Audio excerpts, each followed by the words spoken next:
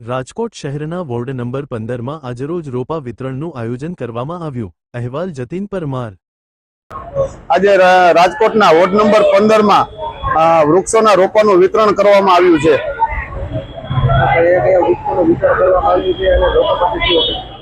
આજે રોપામાં તુલસી છે, આંબા છે, લીમડા છે, આવા અનેક વિવિધ રોપાઓનું વિતરણ કરવામાં આવ્યું છે અને લોકો પાસે એક અપેક્ષા છે અને આશા છે કે આવતા દિવસમાં આજના જે વાવેતરથી આજના આવતા દિવસોમાં આપણે આ ગ્રીન ગાંધીનગરની જેમ ગ્રીન રાજકોટ બનાવીએ એવી સૌ પાસે અપેક્ષા છે।